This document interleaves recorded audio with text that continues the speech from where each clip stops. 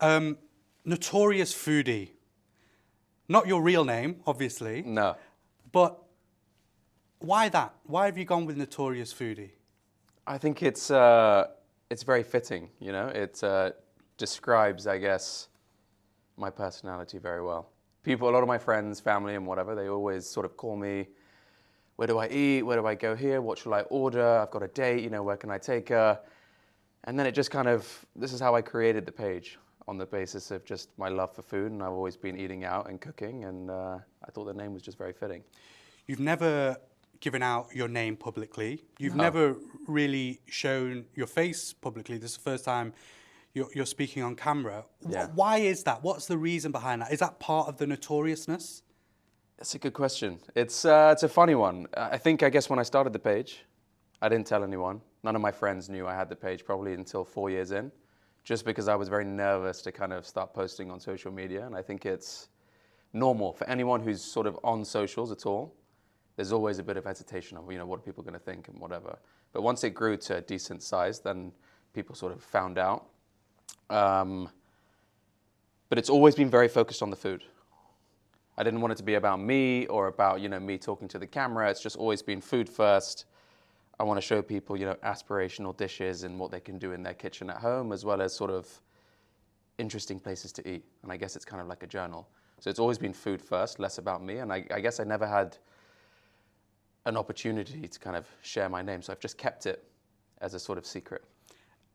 The whole mysteriousness around it, though, do you reckon it's added to your success? Obviously, the food is amazing. The videos are an incredible watch. Thank you. But the whole mysteriousness as well, people are like, who is this guy? What is his name? Do you think that's added to I think your it's allure? added to it a little bit. Also, the content is very, I guess it's very different. You know, it's maybe some of the ingredients I use and the sort of style. It's quick, it's fast, it's very kind of therapeutic to watch.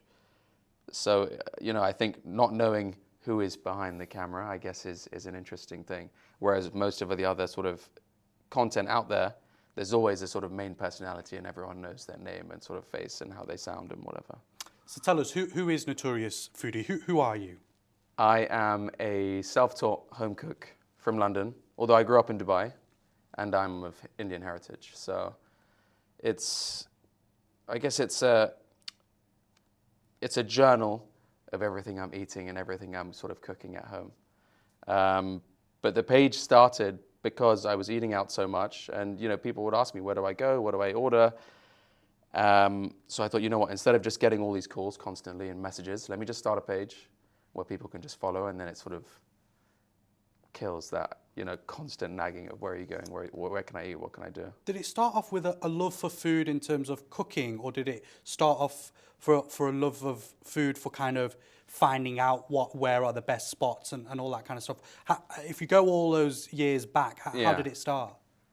So growing up in an Indian household, I was always surrounded by spices and the smell of cooking from a very young age. My grandma would always be cooking, have me in the kitchen with her. There'd always be big family gatherings and food would be sort of at the center of everything. So from a young age, and I think that's the same with many households, Middle Eastern households, and, you know, I guess especially in an Indian household, it's just always been the core of sort of celebrations.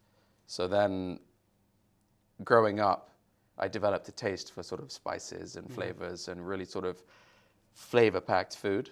And then it's just sort of developed, you know, growing up in Dubai and then moving to London, the food scene has just been very, very interesting. Lots of different cuisines from everywhere, and that's kind of shaped and developed my taste for cooking and for sort of eating out. But yeah, I just love it. For me, it's like therapy. Cooking and just chopping and just sizzling and seeing the dish come together is just, you know, I love it. It's just amazing. And like, I'm just trying to like envisage you like growing up in that Indian household. Were you like constantly in the kitchen with your mum, like watching her cook? Is that something that Yeah, happened? honestly, like always be at the counter tasting things as they're sort of coming out before they're ready, which a chef hates, you know, tasting things before they're ready, but my grandma would always let me. But yeah, non-stop, I was always in the kitchen. So it's, you know, I like it. I'm not a big sports guy. For me, everyone asks me, what's your favorite sport? For me, I love to cook, you know. And is that something that you knew from a young age that, right, okay, I love to cook, I love food, like I like being in the kitchen? Was that something like in your mindset as like, right, I want to actually go on and be a chef or be involved in food as a thing when I'm older. It's difficult being a South Asian kid and saying to you, turning to your parents and be like, actually, look, this is what I want to do. But was that something always in your Honestly, mind? no. I kind of just fell into it. So I started the page just as a hobby, posting where I was eating, and that was it for sort of 5 years, I would say. Took me probably 5 years to get to 50K on Instagram, but posting every single day. I never missed a single day. So 365 days of the year, there would be a post. Whether it's a dish that I've had at a certain restaurant that I loved, maybe an experience that wasn't so good, but constantly content. And then during COVID, all the restaurants closed. So the content pool that I had kind of dried up. And then I kind of morphed into sort of sharing what I was cooking at home. And then when I started to post those videos, it sort of snowballed. And I had one viral video. And then the next 10 after that were sort of duds, didn't perform. And then the 11th just went crazy again. And I thought, okay, maybe I'm onto something. And then fast forward sort of another 3 years, and it's just blown up. It's crazy. Because I've gone back, all the way back. Yeah. And you see like some of the difference in content. Obviously, technology and everything. And the has first video changed. sucked. And it's insane when you look at Yeah. the views and then you see them gradually increasing to tens of millions. What was it like all the way back then to be consistent and persistent for 5 years when it wasn't necessarily working out per se? It was, look, I started it as a hobby. I've always been interested in trying new food, trying new dishes, traveling from sort of, hole in the walls to the craziest fine dining experiences. I just love seeing all the sort of different cuisines and different chefs using interesting ingredients. So it's always been an interest, and I guess it was easy for me to post about food every day because it's something that I enjoy and something I have a taste for, I guess.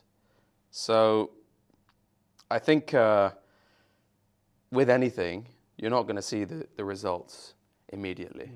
So posting every day, just adding it to the routine meant that I would sort of stick at it, just like going to the gym or having a green tea every morning. So yeah, it just, the persistence, I guess a good way to put it is, it took maybe 6 years to blow up overnight, which is crazy to think. But once that first viral video happened, I thought, okay, there's something there. And then it just developed. But going back to that first video, it was terrible. I mean, it was the worst steak I've ever cooked. But people seem to love it, it's mad. What do you think it is about your videos, particularly as you kind of learned more and understood what it is that people like? What is it about the videos that people do like, that they are like obsessed with and literally will watch right till the end as well? It's crazy. I think it's simple, to be honest. The content is focused on the food, right? First and foremost. It's not about me and what I'm saying. It's food first. So I think that's, one of the first reasons why it's quite unique. But it's also very ASMR led, so it's very sound heavy. The chopping, the slicing, it's relaxing. It's quite therapeutic to watch. But then again, it's also, some people might think it's aspirational. Some of the dishes may be a little bit more sort of complex.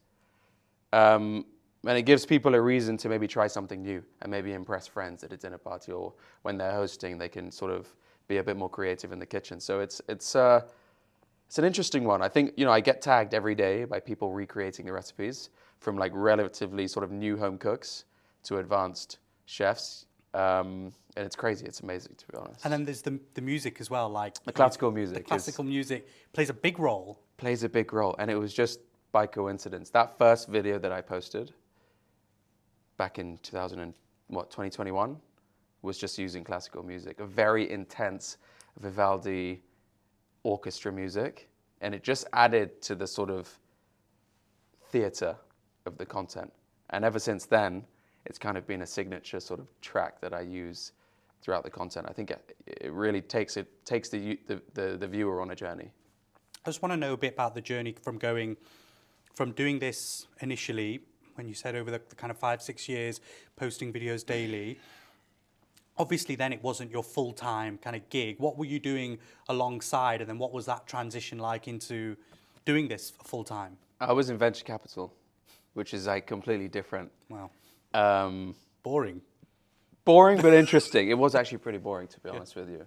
Office jobs. I mean, it's a big change, and this has kind of just been slowly. It's been taking up more and more time.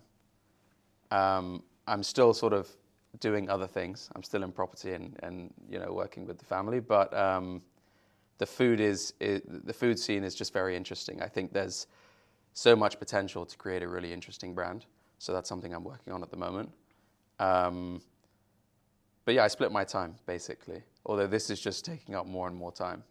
So I want to know when those videos were essentially going viral, getting a lot of views, and growing like rapidly as well. What was that kind of feeling like? Okay, you said you saw the first one and you thought, right, there might be something here, but then when you kept posting regularly and they were also doing well and even better. Yeah. What was that feeling like? What was going through your mind? It was amazing, to be honest. Like, imagine I was posting every day for 5 years, and then one day there's just something that takes off, and you're thinking, okay, amazing. Finally, there's like a nice result at the end. And then once it started sort of snowballing, it's an amazing feeling. People are sort of really appreciating the content you're putting out and what you're creating. So it's very satisfying. It's amazing. And also to see people recreating the recipes that I've just put out, it's incredible. Do you think there is a bit of an appeal to like home cooking, or people who sit there and watch on Instagram, like you said, could probably copy it? Do you think there's a bit of an appeal for someone who's like quite simple, quite normal, not a professionally trained chef, just cooking at home, showing people that it's very doable? Is that a big part of it? For sure. And I think, look, once you have the basics, in terms of a basic set of cooking skills, you can really make anything. There's obviously some dishes that are a little bit more complex, but even for a basic home cook, there's certain sauces and certain processes. Once you have that sort of understanding, anything, you can literally make anything. And then how did the shift go into when you started using like premium ingredients? Like, what was that shift like? Because some of the stuff sometimes you use are not like every day, like, or in people's fridges and stuff. You're specifically sourcing these ingredients. Why did you go into that shift? I guess eating out so much. I'm speaking to a lot of my friends are chefs, and they're always using really interesting ingredients. And I kind of wanted to. I'm not a trained chef. I don't consider myself a chef. I consider myself a home cook. So when I was speaking to my friends who are chefs, I think one day I was at a restaurant and my friend who was cooking for me was using some incredible beef, and then he gave me some beef from the restaurant, raw, saying like go home and like mess around, see what you can make. And then when I took it home, I thought, let me just film it. And the video did very well because it was an interesting piece of Wagyu or whatever, very marbled, very eye-catching. So I thought from that time, maybe I can start to sort of incorporate restaurant quality ingredients into the home. And it's just done very well. It's very interesting. I think a lot of the other people creating cooking content, and there's so many creators that I love. I think there's very few using, a little bit more interesting ingredients and sort of the finer ingredients. So I think it's a bit of a USP, I guess. During COVID in particular, there was this huge rise of like home chefs, Instachefs, all that kind of stuff. Yeah. It probably at one point must have felt like a bit of a saturated market Big time. for you to be in. Yeah.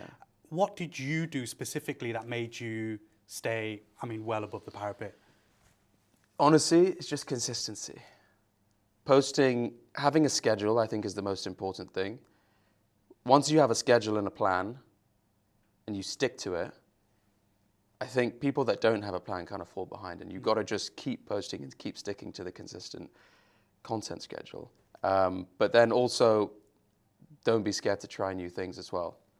So that's when I started showing my face on camera, and I think that was a sort of, I was back and forth in my mind. Do I, don't I? I'm a very private person, so I didn't really want to. But then I thought, if I'm spending enough time on the content, if I want it to become something a little bit bigger, maybe I need to.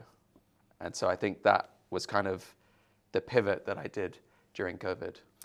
What was the kind of turning point for you which you thought, oh man, like this is actually doing well and people are interested? And yeah, obviously you've got the numbers that show it, but was there something like specific, I don't know, Gordon Ramsay Yeah, doing that the was video it. with you? Just explain that for us. Crazy. I think I made a shepherd's pie, and it was a very simple shepherd's pie, but it was one of Gordon Ramsay's recipes that I kind of adapted a little bit.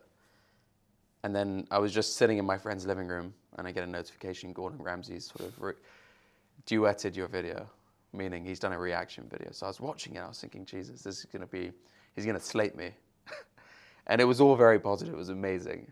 And that after that video being recognized by a chef like of his stature, it's insane. You know, it's very gratifying.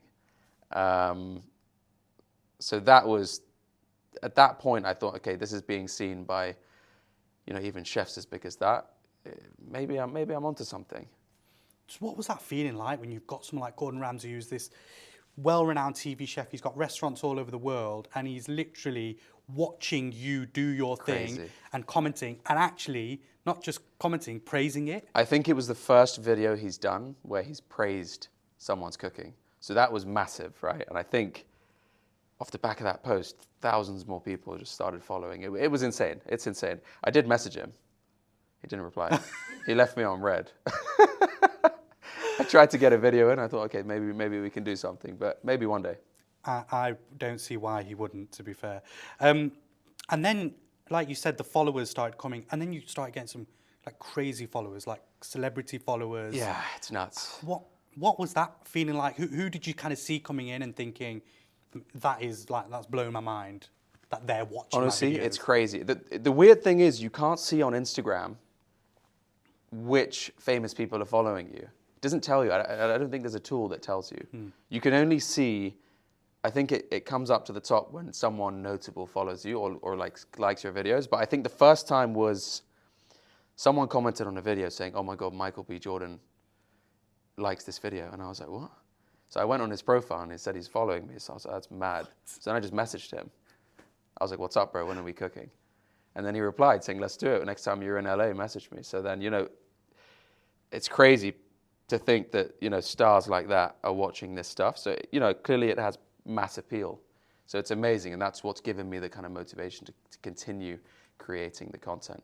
But now there's all sorts of people from all walks of life. It's nuts. Like, it's insane when you just look down the list and see the people who actually follow you but engage and like it. But the thing is, what's crazy to me is it's less about, you know, the celebrities, it's amazing, but they're just normal people, right? End of the day. For me, it's like when I was in Japan in January, I was there for a month. It was unbelievable. Best trip I've ever done in terms of like the food scene out there. It's incredible. I was in Japan and I was in this sort of alleyway, hole in the wall restaurant. It was like a yakitori restaurant where they just grill over charcoal. And none of the staff spoke any English. Right. So I was just using Google Translate to kind of order. And then the chef who was doing the skewers, not a word of English, right? After we finished eating, he came up to me with his phone and he had my TikTok page or Instagram page on his phone. He's, you, like, you know, it's crazy. People in like little villages, and it's everywhere. It's nuts that someone in Japan in a little restaurant that speaks no English is even watching my content. That goes on to the idea of the power of social media, right? Where you are literally in your flat in London, you're filming, cooking, putting it out there, and you are reaching someone on the other side of the world. I mean, that must be a very it's amazing, incredible experience. Yeah, to capture such a global audience is, you know, something that's very powerful. So I think you do have to be a little bit careful about some of the content you put out, because when you do have such a global audience, it can be, you know, you've got quite a lot of power. You speak to so many people. So, but at the same time, it's great because I went to another restaurant in Osaka, and it was a tasting menu. And the chef, Hiro-san, the first dish on the tasting menu, I was looking at it, it was like this layered crispy potato with some sort of compound creme fraiche and caviar on top. And I was like, oh, that sounds familiar. Because I did a recipe video. Right. And the first dish, as he's sort of announcing to this sort of table of 10 guests. So this one is inspired by Notorious Son, and I was like, this is crazy. What? Insane. Did you have any idea? I had no idea. I had no idea. He must have, I don't know how he knew I was coming. Maybe I booked it under Notorious Foodie, but yeah, wild. It was insane. But, you know, it's amazing to me that some of these videos are having the impact that they do. Because for me, it's just like, I'm just cooking food that I want to cook at home and filming it, not to get views or anything, but just, I find it interesting, you know, experimenting with different ingredients and trying to copy what some restaurant chefs are doing at home. But look, a lot of the stuff that I do, I learn from either conversations with chefs, eating at these restaurants, other social media sort of content creators. So I was going to ask that. Where does your inspiration come from? Because, you know, you've released so many videos now, in excess of 4 million followers just on Instagram alone. Yeah. There's a lot more elsewhere. You post longer videos on YouTube. Where does that inspiration come from to be like, right, this is another dish I want to try. This is another new ingredient that I want to try in this next dish? a lot of what I do is inspired by the restaurants that I'm eating at. And I think trying to create some of those dishes at home is what makes the content so appealing to a viewer, because it's like, okay, I can have that restaurant experience at home too. So it's, yeah, definitely restaurants that I'm eating out at. When I'm traveling, especially, like when I was in China in February, like the Peking duck that I had there was incredible. And I'm trying to sort of develop that recipe at home at the moment, but it's taking some time. But eating out is probably the biggest source of inspiration. And some of my friends are incredible chefs, and some of the restaurants I go to, small or large, are just amazing. You know, the Dubai food scene, which we can come on to, it's crazy. And is some of the restaurants I've been to, even whilst I've been in Dubai, I've already noted down certain dishes that I need to try and make when I get back. Come on to that in a sec. Before we do, I just want to ask you a bit about your life before, when you were kind of working in the city, all that kind of stuff, to where you are now, traveling the world, trying different foods, filming your own content. What a stark contrast. Like, how much do you look back and think, man, I'm having so much fun now, I'm enjoying what I'm doing, this is my like true passion? It's honestly, I enjoyed what I did because it was a very interesting business, investing in sort of early stage companies, and you know, companies of across the board, from tech to food to restaurants to hotels, and so it was very interesting. And I still am active in that space, right. But now a lot of what there's a big overlap, right? So now I'm sort of more in food than I am in venture capital, but what I've created with Notorious Foodie has now opened up doors to sort of dip my toes back into that space. So now I'm investing in various companies in the food space, CPG companies. I'm looking to maybe create one of my own as well. So I think it was very useful experience to be in that industry, because now it sort of lends itself very well to what I'm doing at the moment. It must be a nice feeling though, like literally doing the thing you love. Yeah, it's amazing, to be honest with you, but there's also a lot of work that goes into it. So a lot of people just see the videos every Sunday, or you know, they just see, okay, I'm eating here, but there's a lot of the editing, for example. So I film everything myself, I edit everything myself, and I sort of do the recipe development myself. The filming takes, if a typical recipe takes a home cooked 2 hours, if I'm filming it, it'll take me probably 8 to 10 hours. Wow. And then the editing is a journey. It takes several hours of editing and finessing to get it perfect.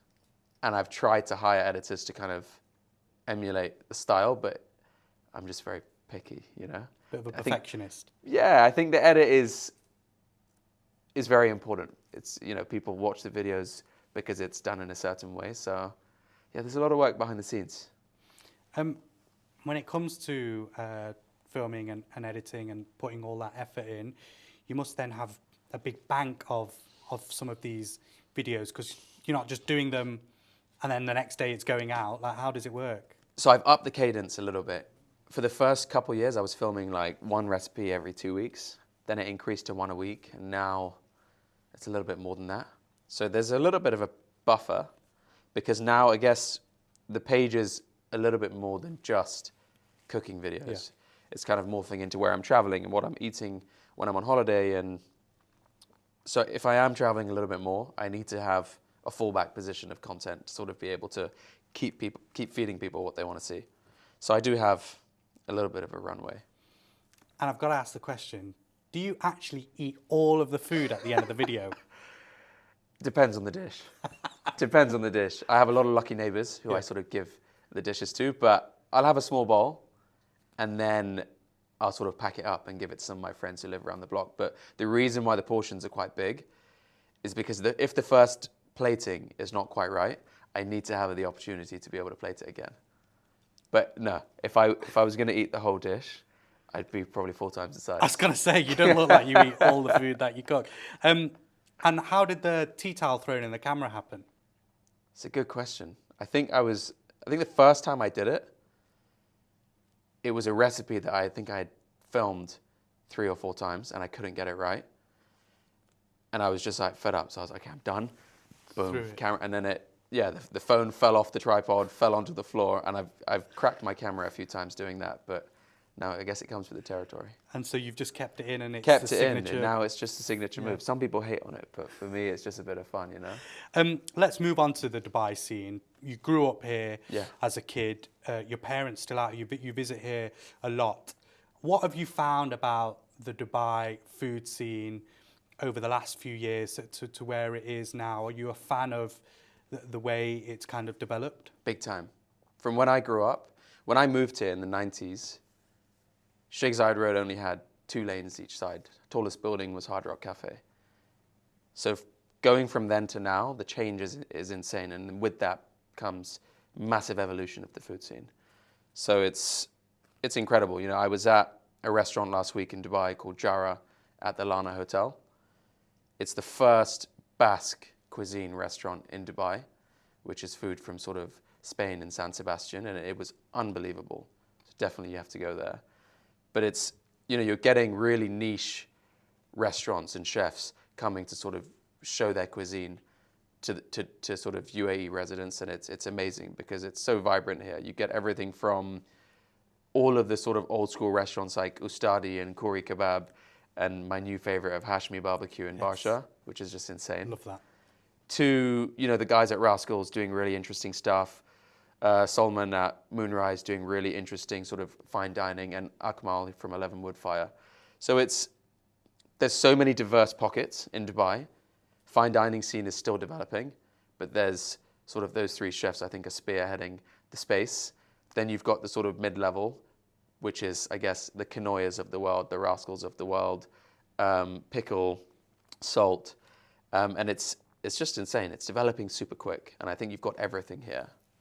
Do you think the fact that this is such a diverse city and the wider UAE diverse country, so many different nationalities, over 120 nationalities here, I mean, to then those people bringing their style of food to Dubai, I mean, it's a proper mixing pot. It's a melting pot of flavors different cuisines and flavors. Now you have incredible restaurants from every country. I went to Itadaku yesterday, which is probably the most authentic Japanese in Dubai, and it's incredible. Amazing tempura, incredible sushi, incredible donburi. It's run by a Japanese family, and it's unbelievable. So yeah, there's, I guess, every country now in Dubai has a range of really authentic restaurants. Because Dubai is so international, right? It's only natural that there's really authentic restaurants from each of these countries. So it's great. You've traveled a lot of the world since kind of becoming so successful. Where do you rate Dubai in the world in terms of its food scene? I would say Dubai is pretty highly rated. I'd give it an 8. Really? Because it's just so diverse, right? I guess a lot of other countries have very good cuisine from their own country, but then often lack, I guess, international cuisine. London is very unique because it has lots of international cuisine, but Dubai, I think, is just way more interesting in terms of, I guess, authentic restaurants from some of these countries. Like the Indian food here is amazing. The Japanese food here is amazing. Persian, French, like there's just everything here. It's I would rate it highly. Could you see yourself moving back here one day? Potentially. It's on the cards. What would happen? How does Notorious Foodie fit back into Dubai? The difficulty for me, one of the issues, right, is in London, there's so much convenience with buying ingredients. I can step out of my flat and I have 20 places that I can go and get certain Asian ingredients, certain French ingredients, even Greek ingredients. Everything is on my doorstep. So it does, I think moving to Dubai, everything is here. I just need to figure out where I need to start shopping and where I can get certain things. But it's on the cards. I think there's a bit of a transition period that needs to happen. How do you think it would benefit or improve your brand and what you're all about? Do you really think Dubai can play a role in that? Big time. I think being in the Middle East and the UAE, it's a very different scene, right? So now that I guess I'm viewed as just a London content creator, being in Dubai opens up a whole new world. And then especially the UAE and GCC, everything is growing so quickly, especially the food scene. So I think if I can position myself to be embedded within the food scene here, there's lots of potential. But I think a lot of people out in the Middle East, and particularly the UAE, already are very familiar with your work. You have a lot of followers from the kind of Arab community and kind of expats out here as well. Why do you think that is? Why do you think you've got such a big following of people from this region? That's a good question. I guess I post a lot about Dubai and Qatar and Abu Dhabi, and I guess that people from these regions are seeing some of that content. So maybe there's some of that, but also because I grew up here and I went to school here, I have a lot of friends who still live here. And I guess it's, 6 degrees of separation. Everyone there's always that link. I have that link to Dubai, I guess. So maybe that's part of it. Do you think maybe also the kind of premium kind of ingredients that you use, That's a good point. it's a big factor here in the UAE. Yeah. Do you think that plays a role in who's kind of watching? Yeah, you as massively. well? I guess a lot of the people that live in Dubai like the nicer things in life, and I think that's part of what I post. Some of the restaurants that I'm visiting, I guess, are very aspirational places, and that's what I guess a lot of people who live here want to see. So it does make sense. So now, how do you turn Notorious Foodie, the page where you're cooking, where you're going and traveling the world and showing people different types of foods and trying different foods yourself, how do you now turn that into a bigger business, essentially? Something where you can really scale even more than what you have been doing. What are the kind of next steps? It's a good question.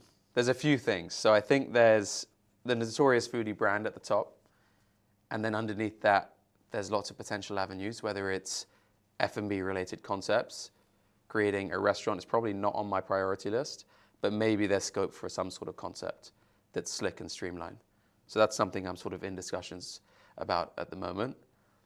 The next way is merch and product lines. So cookware is a space that I'm very interested in. And I think by the time this goes live, my chopping boards should be live, and maybe some other products too. But those are the focus areas. I think an F&B concept, potentially, and the cookware line, which is in development now, should be live the next couple of days, are the two focuses for 2025. And what's the dream? Like, what's the goal for someone like you? Because you've come from, a background which wasn't, trained chef. You've got this huge success. Millions and millions and millions of people around the world watch your videos.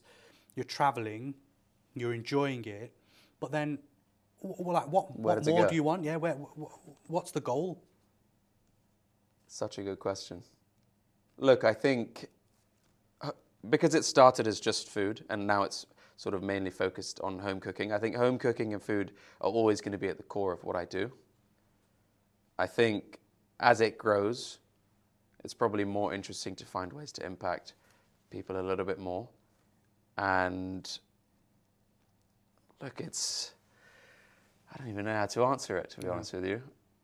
I guess the goal is to create a brand that has an impact in the food space. Not just by selling product, but I really want people to push the boundaries of, you know, what they're trying when they're eating out and what they're sort of making in their own households. Because food is at the core of everything. It really is one of the only things that brings people from every nation together. So if there's a way that I can sort of help people to experiment a little bit more and push the boundaries of what they're used to and step out of their comfort zones, then that would be an amazing thing. And is that the biggest fulfillment when you do get tagged in people's videos of them cooking themselves, their final products, Big time. copying what you've done and shown them? It's amazing because for me, it's just I'm cooking food that I love to cook and things that interest me and excite me. So then when I'm doing something particularly complex and someone else is trying to emulate it and tagging me, it's amazing to see that people are really taking what I'm doing and trying to do it themselves. It's really gratifying. Dream people you'd want to cook with. Who's on the list? Richard Branson, Yeah. The Rock, I think would be amazing. What would you make for The Rock? That's a very good question. Got to be something meat related, hasn't it? Maybe you know what? I think with The Rock, it would need to be something very big. Yeah. So maybe like a big lamb majboos in the desert or something like that would be amazing. Outdoor cooking, for sure. Nice. Obama would be insane, but also Trump would be a very interesting one. I think Elon Musk has always been someone that I think is a very interesting character. I feel like he'd be quite picky with his He'd be food. picky, but maybe we can convert him, you know? But the list is endless. To be honest, I love cooking with people who are sort of not big foodies because I can kind of convert them. And I like to sort of be in the kitchen with someone who is learning as well. But there's so many people, honestly. Finally, I just want to know from yourself, how much are you enjoying this journey? It's something that, you know, as a child, you've been involved in food. Yeah. You're here now doing it on a daily basis. Food is very much the central focus of your life. Like, how much are you enjoying it? I love it. It's honestly opened so many doors in terms of travel, in terms of some of the experiences that I'm able to access now and getting invited to. Like, honestly, I love it. For me, you know, I started this as a hobby and as a passion, just eating out and cooking. Now that it's grown, the doors that are opening in terms of just being able to travel to so many places for content creation is just incredible. Super grateful. And back on the point of Dubai, you know, all that kind of stuff that you mentioned about the future, Dubai surely has a little space for that, for Notorious Dubai is Foodie. home for me, ultimately. I live in London, but I grew up here. So Dubai is, all my family's here. So it's always going to have a special place in my heart. But I think, who knows, maybe I'll be back here very soon. Notorious Foodie, thank you so much. Thank you. Appreciate the time. Thank you, bro. Thank you.